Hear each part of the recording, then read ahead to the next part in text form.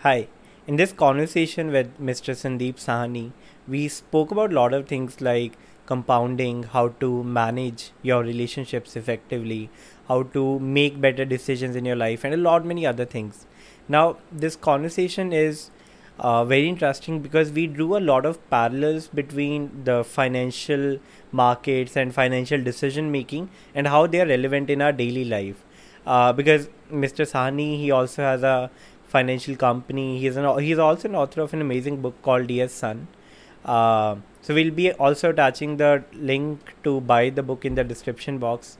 So yes, let us know what are your thoughts about the podcast, and I hope you enjoy it. Thank you.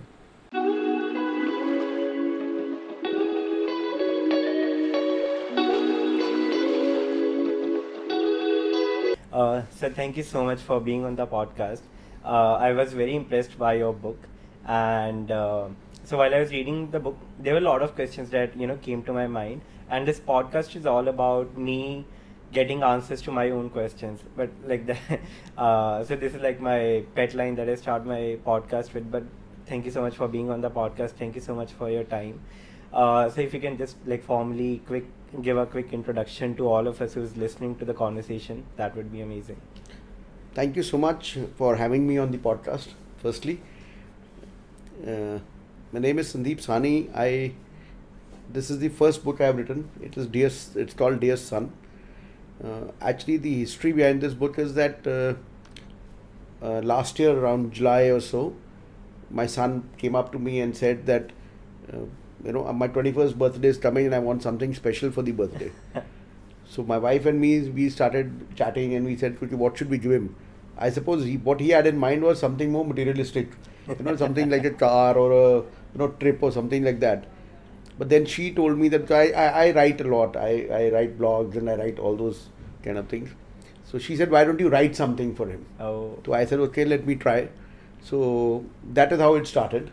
So the idea was to meet the deadline of his 21st birthday and present it to him on that day. okay. And nobody knew about this book. Only my wife and me knew about it. He didn't know at all. So it was a major surprise for him. I'm sure. So, and 2-3 days before that, he was started building up and saying, "I hope you got something special for me. My birthday is coming. My birthday is coming." So I said, "Yeah, let's see. I've got something. I hope you like it." So, but it was amazing. I think I've never seen him crying as such. First time he had those tears in his eyes because he felt that it was something really out of the world. And some of his friends were over at midnight to wish him and all. So everybody was. I don't know. It just happened. God just made it happen. So it was like that. That's such a sweet gesture, and something that I read in the book as well about relationships. So I think you have a very unconventional view of relationships, like the way you manage them, the way you handle your relationships. And I think this is one of the biggest problems that we face, like especially in our 20s. So what would be like your advice to anyone who is in their 20s and probably struggling with not only their romantic relationships but also with their relationship with their parents or their relationship with themselves as well? Because I believe people are not like they're not handling the relationships the way they should. They want the instant gratification. They are not into the game of delayed gratification. They don't understand that they don't understand concepts like compounding and everything. So what would be your advice to anyone who is in their 20s? See, I'll tell you, the basic thing is of any relationship. I think the basis of any relationship has to be giving. It has to be sharing. It has to be caring. I've mentioned that in the book also. People will forget what you do for them. People will forget a lot of other things, but they'll never forget how you made them feel. If you made somebody feel special, and making somebody feel special doesn't it doesn't take anything much. Even a small gesture can make somebody feel. You call up somebody on a birthday instead of sending him a WhatsApp greeting. I think makes a difference. Calling up somebody and asking about their well-being, I think makes a difference. So a relationship is all about giving. You have to give first to to receive. It is you have to be a good son, right, to get a good father. You have to be a good husband to get a good wife. Yes. So it's all about that. I think that is what is the basis of relationship. We expect, we try to do a tit for tat. He's not being nice to me. Why should I Yes. be nice to him? True. True. Why don't you do it the other way? Why don't you be nice and he'll be nice to you, or he or she will be nice to you? So I think it is more of that. It should be more of giving. It should not be tit for tat. It'll make the whole world go blind. Yes. An eye for an Eye eye for will eye. always make the world go blind. It should be always, why don't you take the initiative? And at times, I'll tell you, a lot of people, I can share my experience also. Possibly at times we don't take initiative because we feel that, we may get, the other person may not respond in the right way. Okay. Or I may get rejected. Yeah, I think that's the biggest. That is fear one of the people biggest have. fear people have. People don't start things Because they feel- psychologically yeah. they think, what if I fail? What And if I then they fail? come up with excuses. Yeah. Okay, the time is not right. Then you're trying to justify Yes. that thing. And I think it's not only for other people; it's your justification to yourself. To yourself. Easiest person to fool is yourself. You are the easiest person to fool. Yes. And we fool ourselves. See, like in that, actually the mind is a wonderful thing. Whatever we tell the mind, no, it accepts. जैसे वो movie में था 3 Idiots में, you say all is well, and actually all will be well. And another, I've mentioned these quotes from various books. Now, we all work at 40% of our capacity. Okay. The body, basically our body is lazy. Our mind wants to do the least kind of an effort. We have to tell the body to move, we have to tell the mind to move, and it starts moving. So in any relationship, I think the first thing that we need to do is we need to reach out. We need to show we care. We need to share. We need to give. And boss, once you do that, I'm sure you'll get, out of 100, 95 will respond positively. They may 5 who may not respond, but they may be fighting their own battles. True. How do you know what battles are they fighting? We never know. We never know that. Yes. So why don't we look at it positively and say, and give them the reason to not respond? So that is the right way to approach life. And it's I think I can say it in hindsight now. Maybe when I was your age, I also had the same kind of feeling. Why should I do it? I had my own ego and all that. Why? What if there's no reciprocation? from What the if other there's side? no reciprocation? Why should I do it? He should call me first. It doesn't matter. It doesn't matter in who calls. You should actually take the initiative. So that is, I think, what is important in any relationship. Yeah. Something that I read in one of the books, that the biggest act of kindness is giving something to someone who does not have anything to give back to you. Yeah. And I'm going to make an observation about you. Mhm. So you are someone, because from what you said, I think the selfless giving is one of your core values, one of your top values. Is it right? See, I think I'll tell you what the thing is. Selfless giving is very important. Okay. See, but let us not confuse selfless giving with only money. Oh, absolutely. Right? Absolutely. Selfless giving is also about giving your time. Selfless giving is also about listening with a very empathetic, with a lot of empathy Yes, to the other person. Sure. Selfless giving is a lot. It's far more wider than only money. Let's say. Absolutely. Right? So yes, selfless giving is very important. And giving for the sake of giving, I tell you, boss, I've at least realized that whenever I give something, I feel good. It makes me feel good. And if it makes me feel good, I'm sure the other person is also feeling good. So it has to be like that. And who are we to give? We are, जैसे कहते हैं ना कि भगवान ने तो हमें जरिया बनाया देने का, देने वाला तो वो है. We are just tools. We are just tools. जरिया है. हम तो सिर्फ Absolutely. जरिए हैं देने वाले. देने वाला तो वो है. तो अगर हम जरिए हैं तो हम उस जरिए को ठीक तरह से इस्तेमाल करें. We should use that way in a very proper manner. That's what it is. So you're talking about Zariya na, and this is something I got from your book as well. So there is a quote that said,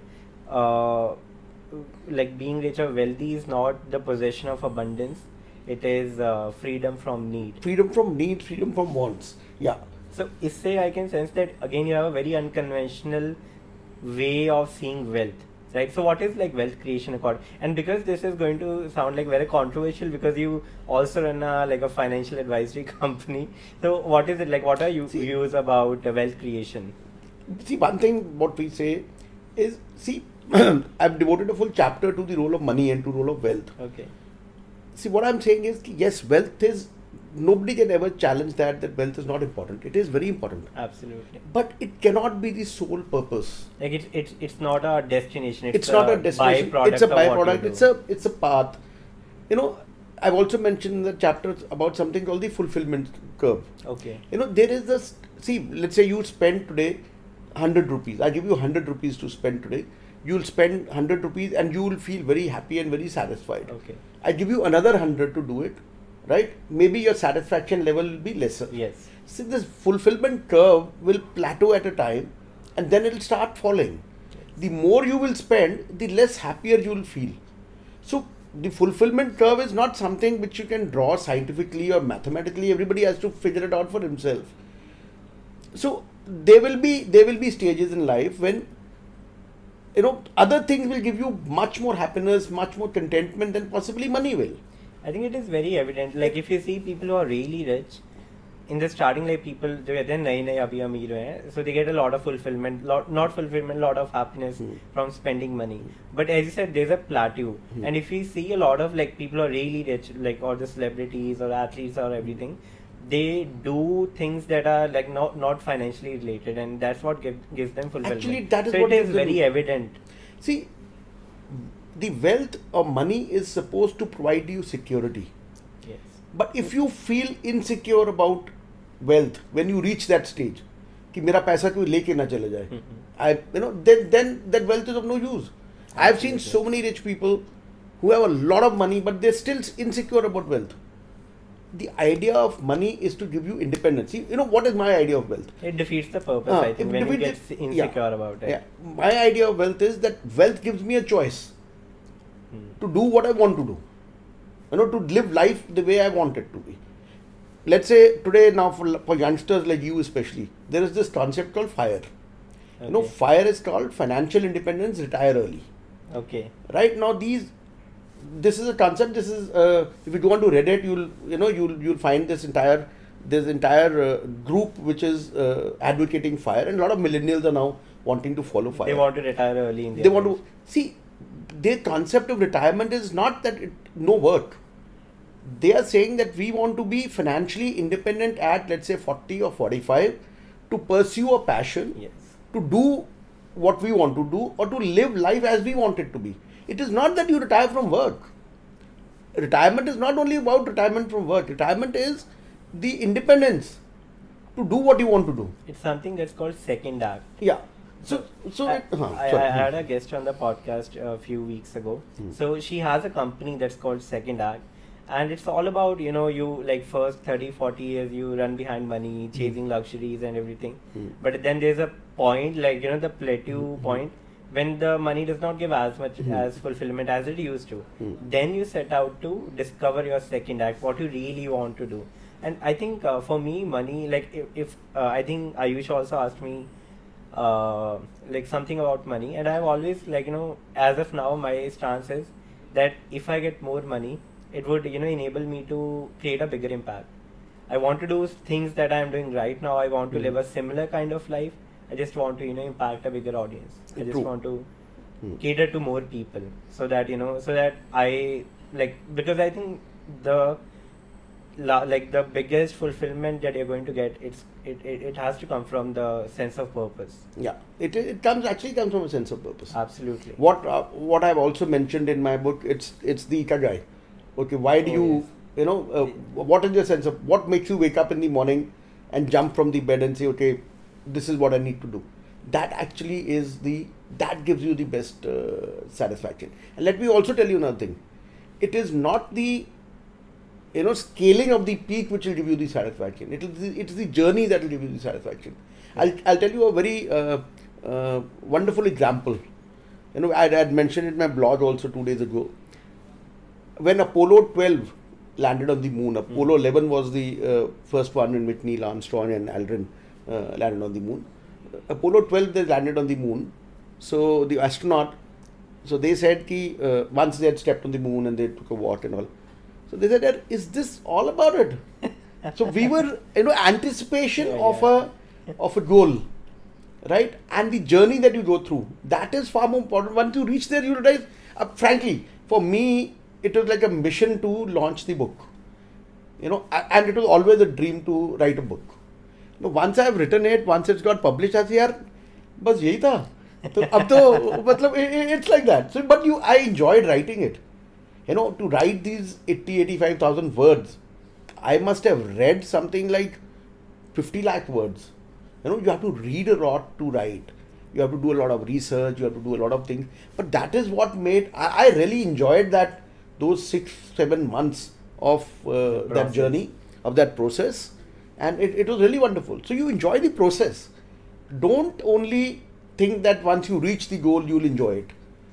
You enjoy the process. That is what it all is about, So that is what is going to make you happy and contented, and that is where everything will come from.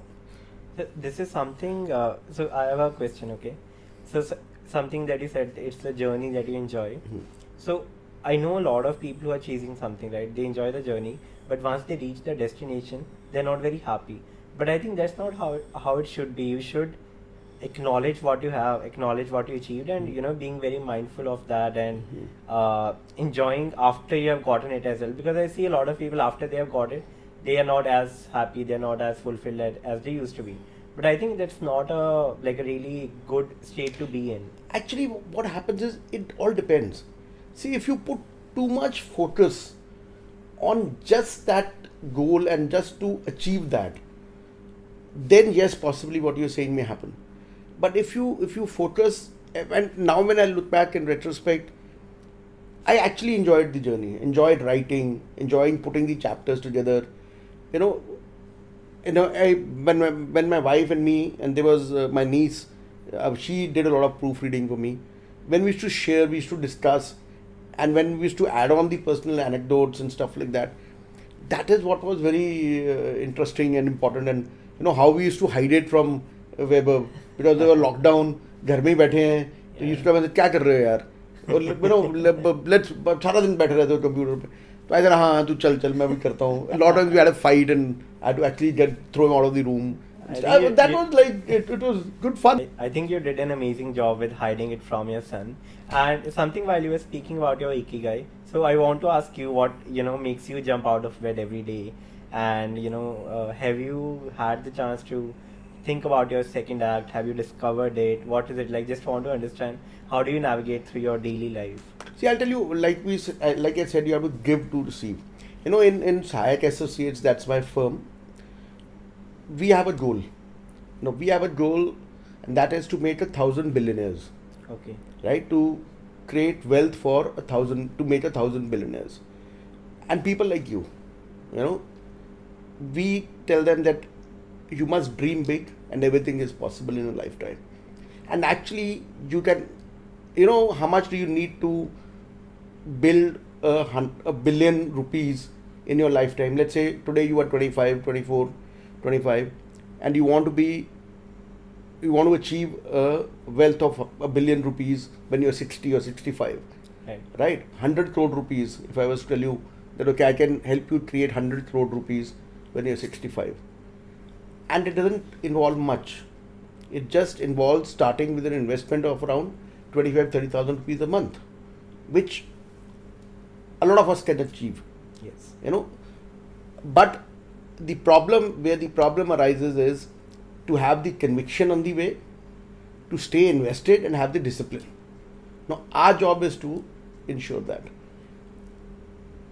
My Ikigai, or what jumps me out of the bed, is again, we want to ensure that our clients achieve their financial goals.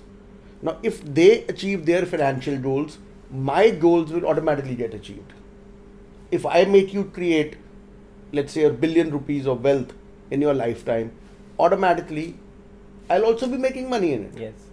Right? But if I say I'll make money and then I'll make you achieve, it'll never happen.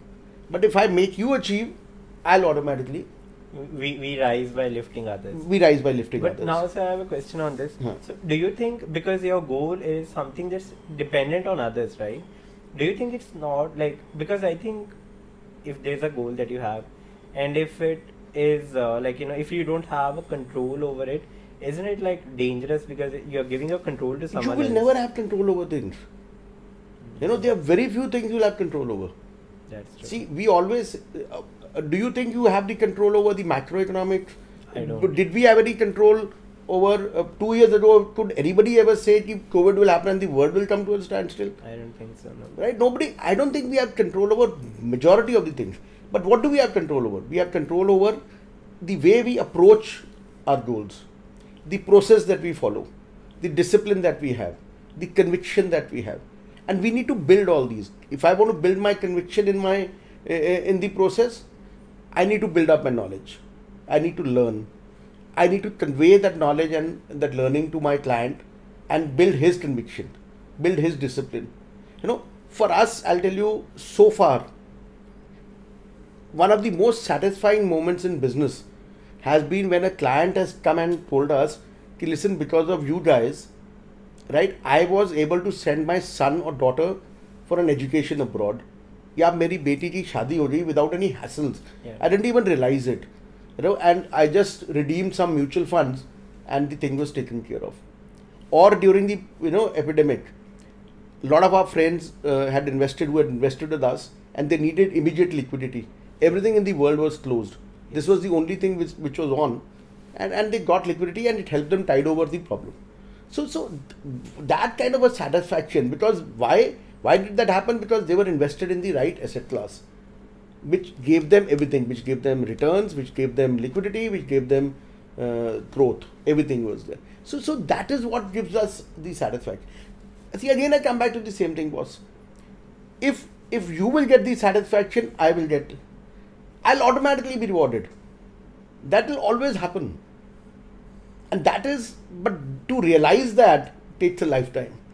That's a phenomenal answer, and I think it speaks a lot about you, and I think it is very hard to achieve to, be happy in others, like finding your happiness in others' happiness. It's very difficult to achieve. And the way, the way you gave your answer, I could see, you're very passionate about what you said. I think that's the only way. We've realized that is the only. I'll tell you something. Let's say you start investing with us today. Now we make commission on the mutual fund that you invest in. Fair? Yes. Frankly, till today, now we are almost 4 or 5 years into this business. We don't know which mutual fund gives us what kind of commission. Okay. We don't decide based on that. We decide based on what is best for you. Right. Today, if let's say there's a mutual fund which gives you a commission of 1%, right? And I make you invest in it, and that product doesn't grow, right? So I'll still make, let's say you invest 100 rupees, I'll make 1 rupee. Right. I'll still do that. Tomorrow, let's say there's another product which gives me 80 paisa, Right. but it grows by 30%. I'll automatically make more next Yes. year and the year going forward. Yes. So why should I be bothered? As long as you are growing, I'll be growing, boss. So I really like your example, and this is something that we call compounding, right? Now, so I have a question, and this is okay. Let's keep the financial terms aside. Compounding is also, like a way of living. You become more disciplined and everything. But I want to, talk about the initial phases of compounding. So something you said, if you are making 80 paisa, right, out of 100 rupees, now the return is lesser than 1 rupee, right? So there's a good chance that you would be disappointed. So how do you deal with that feeling in the initial stages of compounding when you're not getting when you're not getting too much return, not only in the financial aspect, but be it any kind of relationship that you have started, be it any kind of job, be it any kind of startup that you started. So how do you deal with that self-doubt, the feeling of being disappointed when you're not generating a lot of returns, basically? Because compounding in the initial phases, you don't get a lot of results, but it compounds year by year, yes, over a period of time. See, again, it is something like instant gratification and delayed gratification. Yes. Right? In any relationship, in any business, in anything, what you have to see, what you'll get over, let's say, 10 years, over vis-a-vis what you get over that immediately. Yeah. Have you heard of the marshmallow experiment? No. You've not heard. I'll tell you, there's a wonderful experiment called marshmallow experiment. Right. Now, this marshmallow experiment, it was done in the 1940s in the US. Okay. You just watch it on YouTube, and it's a beautiful thing, right? What happened in that experiment was that they called some children and they gave them a marshmallow, and they said that if you don't eat it for 15 minutes, after 15 minutes, we'll give you 2 marshmallows. Right? Heard about this. Now in this, it is very clear. You just have to wait for 15 minutes and you will get double. Okay. Now this is a very clear proposition. The proposition that we are talking about compounding is not a very clear proposition. I don't know whether that my investor will stay invested with me for 5 years also for me to make money in the long run. I don't know, but fair enough. Right now, what happened in that marshmallow experiment? There were a lot of, and they videographed that entire thing, and when the child is sitting inside the room and all. So a lot of children couldn't resist it and they ate it. Okay. Some resisted and they didn't eat it, and they waited for the 2 marshmallows, that they'll get 2 marshmallows. Just watch that video. It is such a cute video. Now you'll find children, the way children behave. You know what happened? You know, they observed that the children who did not eat it, how did they resist? So what they did, they started doing something else. You know, they started fidgeting with something else, or they just didn't look at the marshmallow. Creating distractions. They didn't look at the marshmallow, and that is how they managed to do it. So that is one part. Second thing is, now this experiment was carried forward for the next 40 years. Okay. Right? And they followed those children, the examples of those children, the life of that children for the next 40 years, and they realized the people who did not eat the marshmallow, they were far more successful than the people who ate it. Why? Because they could delay gratification. Yes. See, in compounding, what happens? Compounding is just, I'll tell you a simple example of compounding, like we tell to all our investors. It's slightly, there's some numbers involved in it, but I'll just give you a simple example. I like numbers. Right? Now, there's a rule of 72. Okay. I don't know whether you're aware of the rule of I'm 72. not. The rule of 72 says that 72 divided by your return Okay. is the number of years in which your money will double. Okay. Right? Now, let's say you have a FD today, gives you a 6% return, and we won't think of taxes for the moment. Yeah. So, in 25 years, that FD will become 1 ka 4 ho jayega. It will become 4. You know, every 12 years it will double. Okay. After 12 years it is 2, and after 24 years it is 4. Let's say after 25 years it is 5. Yeah. Now, let's say you have you invest in something which gives you a 15% return. Okay. Right? Like, so the stock market has given a 15% return. Now, 15% return means that every 4.5 years your money will double. Let's say 5 years money will double. Every 5 years the money will double. Now, 5 साल के बाद 2 हो गया, 10 के बाद 4, 15 के बाद 8, 20 के बाद 16, 25 के बाद 32. Now, that has become 32 times in 25 years, whereas the return is 6% and 15%. Okay. Now, that is compounding. When something is becoming 5 in 25 years and something is becoming 32 in 25 years. Yes. That is the difference in wealth creation. That is what compounding does. Now, compounding works in everything. Yeah. I'll tell you, let's say, I am always trying to lose weight. Okay. Right? Now, a simple thing. Let's say I don't eat, just for example, 1 chapati, half a chapati less I eat. Every day. Every day. Okay. Now, half a chapati means 50 calories. Yes. Right? 50 calorie means 1500 calories a month. Yes. It means 20,000 calories a year. Now, 20,000 calories a year, if I've got my calculations right, means around 5 kgs of weight. Okay. Now, by reducing my intake by half a chapati, it becomes 5 kgs Yeah. in a year. It's as simple as that. You know, but half a chapati, मैं बोलूँ कि छोड़ दो नहीं छोड़ेंगे. That is what compounding is. And compounding is not only about money. Compounding is about everything. Compounding is about happiness. Compounding is about kindness. Compounding is everything.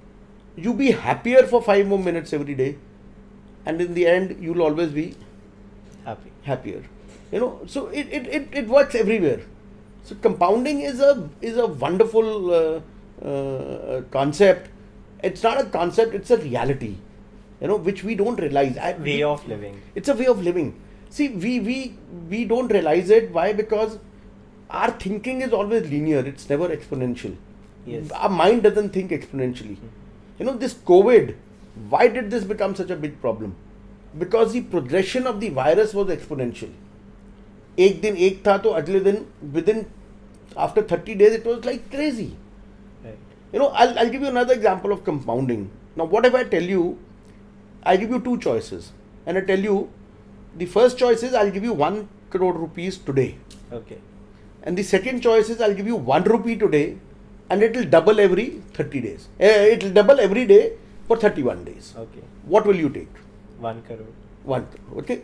Now let's calculate what happens when we double every. Okay. Right? When we start doubling every day, 1 का 2, 2 का 4, इस तरह से करके, on the 31st day, do you know how much money will that be? No. It will be 106 crores. Oh. Why? Because it is compounding. What is happening? Virtually till the 25th day, you are at a loss. But after that, the money starts doubling like crazy. That is what is compounding. And in every small effort that you do, in the end it will compound. Every good thing will also compound, every bad thing will also compound. True. An extra cigarette a day, if you smoke, right, will lead to a major issue 10 years down the line or 20 years down the line, and you may just not feel it that it's an extra cigarette. It's similar, all these kind of things.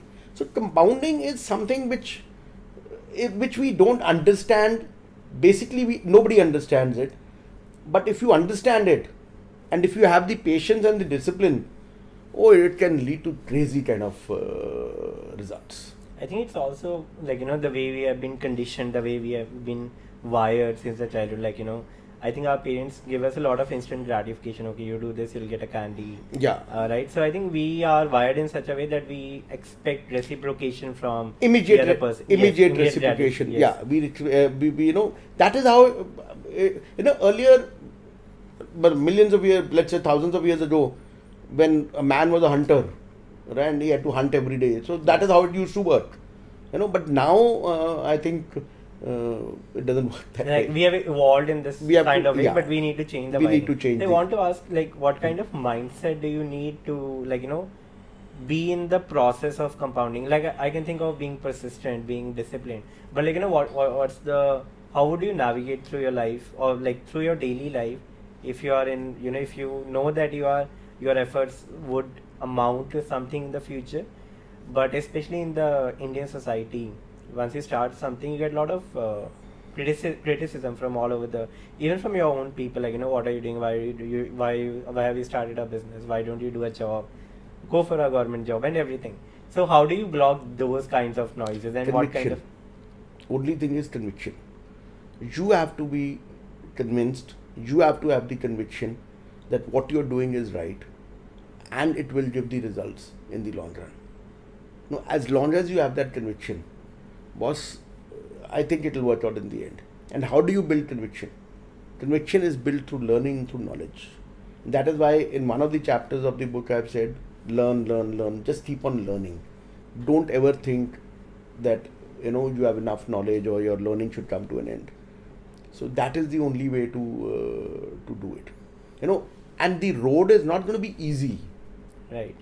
Even let's say, just to give the example of the stock market, if I tell you to stay invested for 25 years, 25 years, the road is going to be very, very volatile. Yes. But as long as you are convinced, that is why do people make money in property?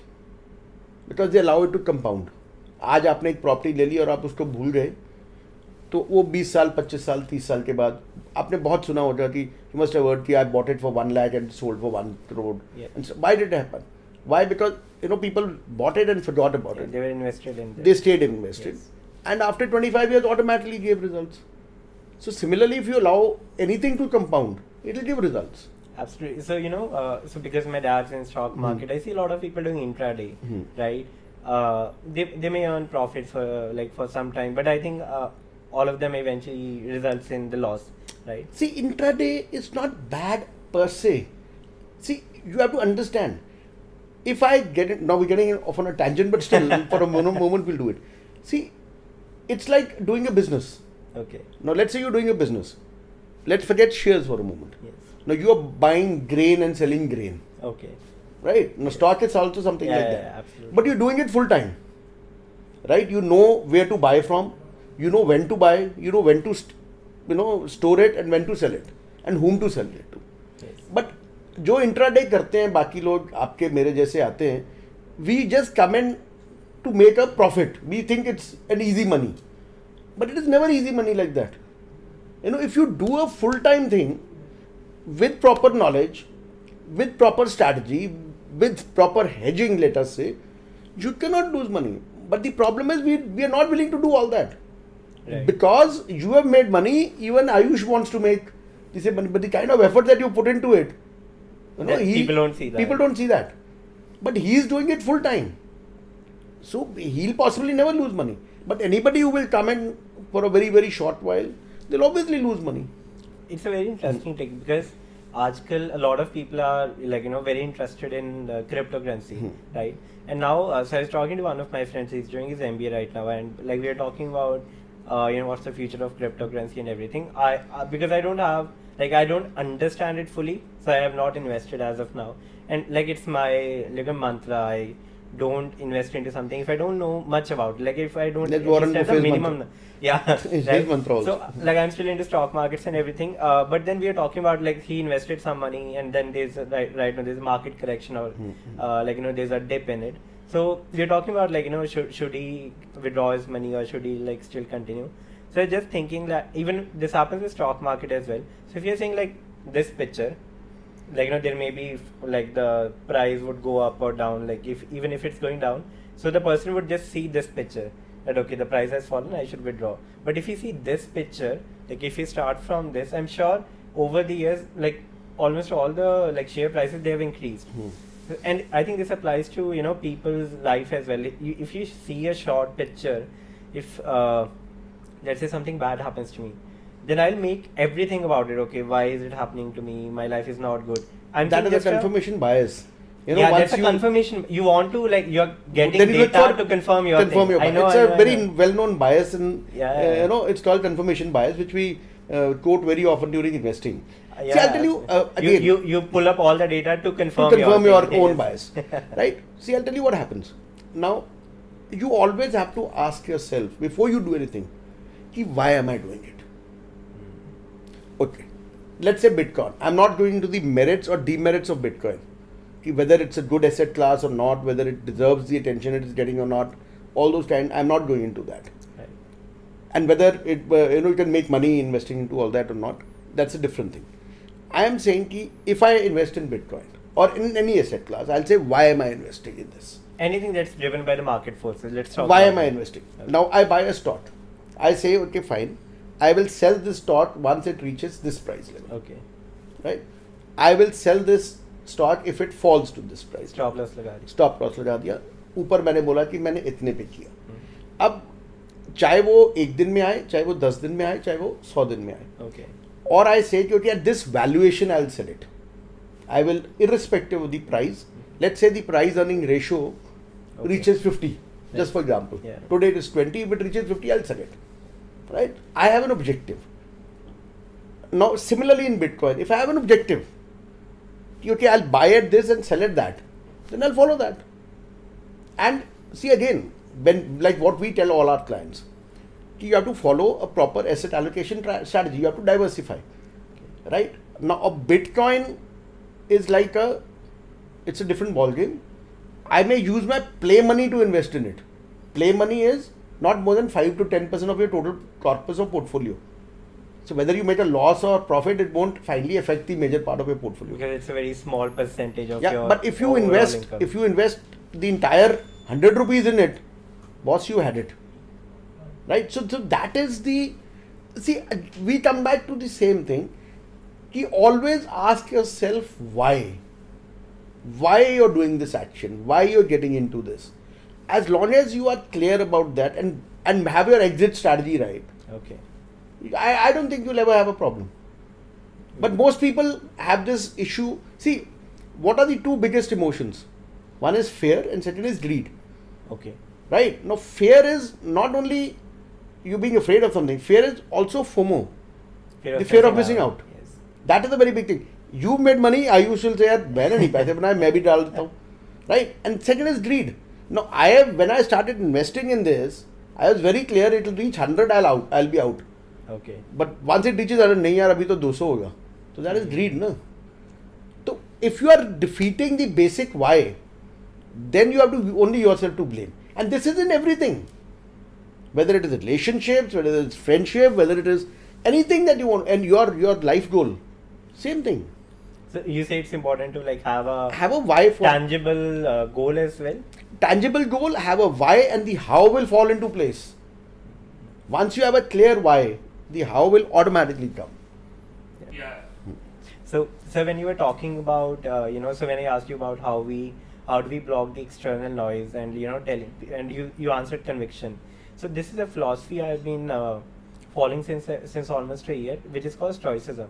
So in Stoicism, there's a thing. So they tell you that if there are three kinds of things in our life. One, things we cannot control. Second, things we can control.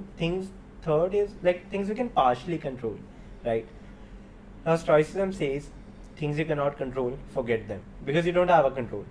Things you can partially control, in this, internalize the goal. I'll just give an example. For example, if I am a cricket player, now what I cannot control is who wins or who loses. So I cannot control that. I should not overthink about it. What are things that I can partially control in this? That I can be a better bowler or a better batsman or better fielder. So I can practice every day. But इसमें I have to internalize the goal, because if I practice every day thinking I'm going to win, I may land disappointment. But if I practice every day that I have to give my best in the match, I'm giving all the all the responsibility to me. Like no one can control my happiness over this. And then things you can control, like your values, your routines, control that, right? And something what you said, I think it also relates to this. People are going to talk about you. You cannot control that. What you can control is your own belief system, your own wiring, your own values, right? Your conviction. So I absolutely loved the answer. And what's your view on this? Because I think you can relate to this, that don't overthink things you cannot control. And I think this is a problem with a lot of people. Not a problem, but the biggest challenge people are facing, especially because people who watch this podcast are in their 20s. So what would you advise to them? Because they have been thinking a lot, overthinking about a lot of things that they don't have a control over. See, I'll tell you, again, we'll come back to the compounding thing, okay? That formula of compounding. Now, the formula of compounding is what? Future value is equal to present value, 1 plus r raised to the power of n. Okay. Right? Now, r is the return, n is the number of periods. Right? Now, the point is, everybody is concentrating on the r. Return. And you're not concentrating on the n. For how long you're going how long you're going to stay invested. So, as long as you can concentrate on the n, boss, the r will automatically be taken care of. So that is the kind of conviction which you need to build. See, there'll always be things which are beyond your control. Boss, आप एक गाड़ी पे जा रहे हैं, एक रास्ते पे जा रहे हैं, somebody comes and hits you. No, that is not in your control, no, that he'll come and hit you. Yeah. But at least what is in your control, that you will, firstly, you will not drive too fast so that you don't get injured too much. You will wear your seat belt. You will take all the precautions. You internalize. And you doing everything that's in your control. And that is in your control. And you will not break traffic rules. Yes. So your probability of getting hit will get lesser and lesser. So it is, what do we have to do? We have to keep on reducing the probabilities.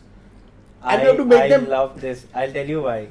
So when people talk about their dream cars and everything, koi kehta R8, Audi R8, blah blah blah stuff, I always say Volvo, because that's the safest car. So I say कि I have to drive a car. Now I'll get a car जिसमें मेरे मरने के सबसे कम chance है. Like you basically you are decreasing the probability of you're increasing your safety. Yeah, I'll give you another example. Now what if I tell you I'll give you $1 million, but let's play the Russian roulette. Oh. Will you play it? No. You will not play it. Why? Because the consequence is sure shot death.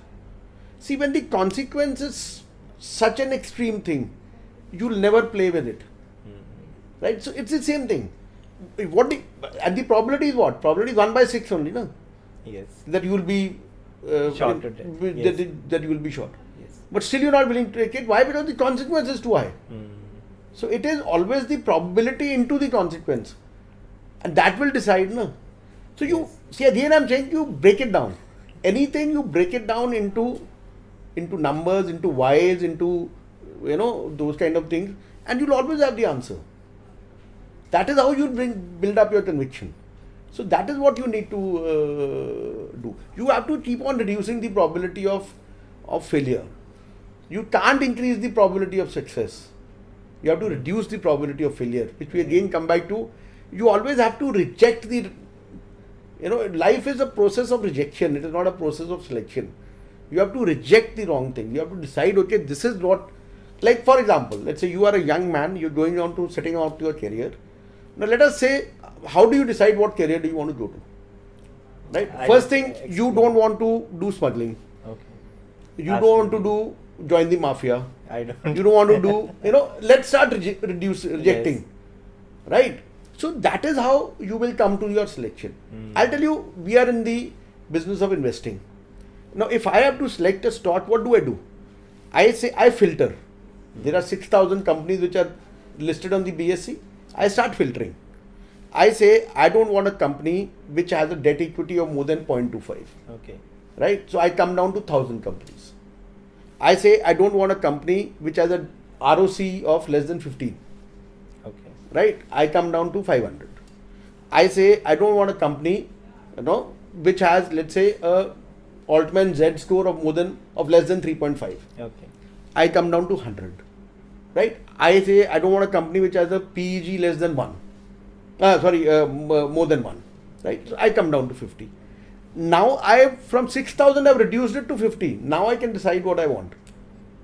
So it is always, you reject the other people, reject the other things, reject the other options, and you'll come to the option that you want. This is, I like, there's just one thing that hit me right now. So we were talking yesterday about, so we were on Instagram Live. He asked me what's my decision making process.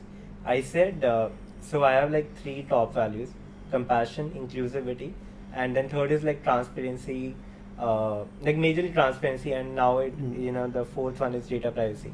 So what I do, like, and if there's a decision that I have to make, I will see that if, let's say, if I'm getting a client, I'll see that if their workplace is inclusive or not, if the leaders are empathetic and compassionate or not. So that is my decision making process. But I just realized that's also a process of elimination. I am eliminating the workspaces that are not inclusive. I'm eliminating leaders that are not empathetic. Yeah. I'm eliminating the companies that are not transparent with their people. See, you may be, let's say, just for example, I'm saying, let's say today, Virat Kohli walks in for a job interview. Okay. He may not be selected. Right? Why he may not be selected? Because he's not the right fit. Yes. He's a wonderful cricket player, no match. But can he be also a very effective employee for me to achieve my strategy, my goals? Right? So the point was it is not, you have to have that match. How do you reach that match? You reach that match by reducing all the negatives. So when you are like down to top 50 after you have eliminated, what do? Do you select in top 50 or do you like diversify your portfolio? Now we're getting into a specific topic. Then once the quantitative research is over, then you do qualitative research. Okay. Like, for example, you want to get married, right? You say, okay, I want a girl who's let's say 5 feet 6 inches, right? Just for example, I'm saying 5 feet 6 inches. I want a girl who's done her post-graduation. I want a girl whose family background is this, right? I want a girl whose educational background has to be this. Now you've reached something. Now based on that, you are given a choice of 10 girls to choose from. Okay.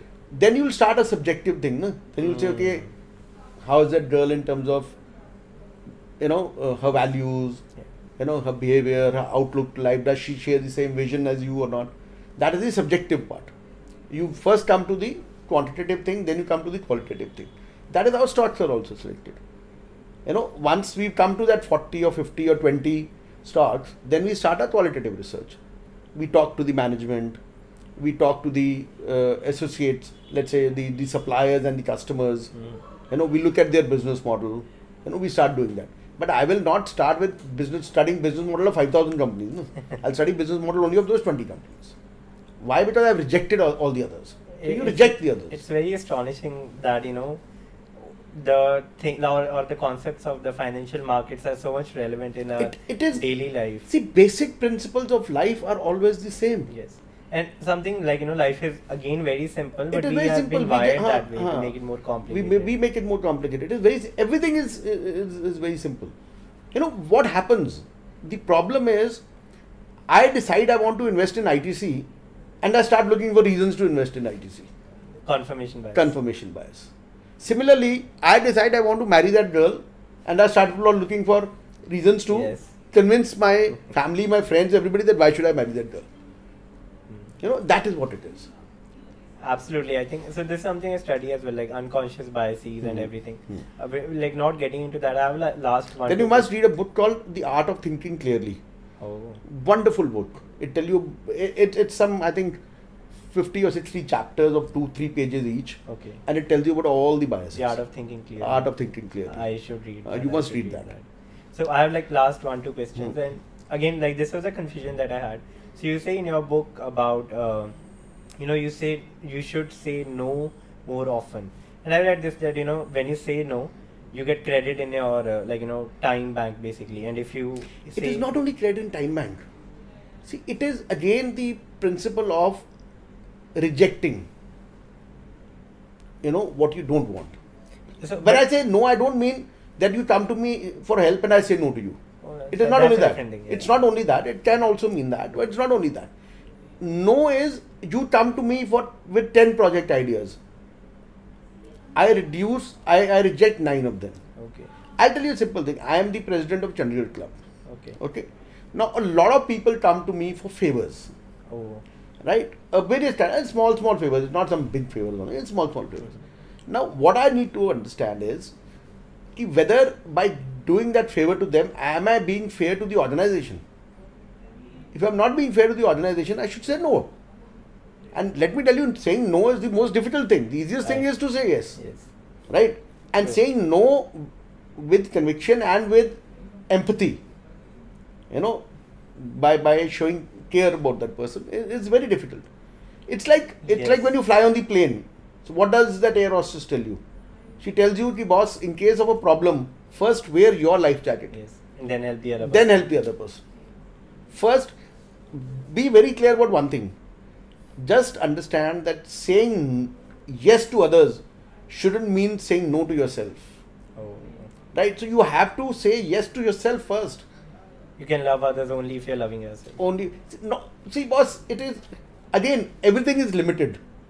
My time is 24 hours, it's limited in a day. I can make the best use of it. Right? Everything. My cup of love is limited. I can have it for...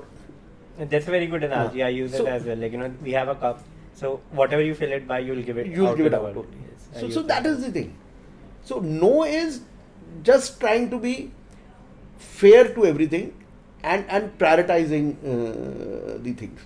So that is what the art of saying no is all about. But I'm confused now because so I am at a stage where I'm exploring things. So if someone comes to me, if you want to do this podcast, I'll say it. So how I started podcast was I never thought I could have conversations. I actually wanted to be in the back end and I wanted a host. Right, so the host actually backed out. Not backed out, but COVID happened and everything. So one day I just got a mic. It was a Diwali sale, so I got a mic and I just started. And first 3 episodes, even the voice quality and everything was not good because I did not even know how to set a mic. Fair. Right?